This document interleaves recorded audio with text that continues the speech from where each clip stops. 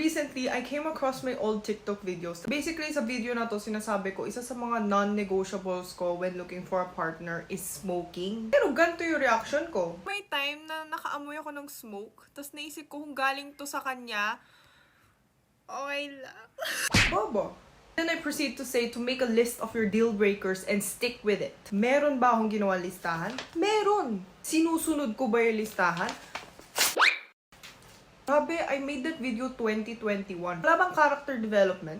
To be honest, feel ko yung standard ko lang is yung tipong hindi ka kriminal. Yung mga nakapatay ng tao, magnanakaw, hindi nagbabayad ng tax, kasi flaunt sa internet yung mga binili nila gamit ng pera ng mamamayan.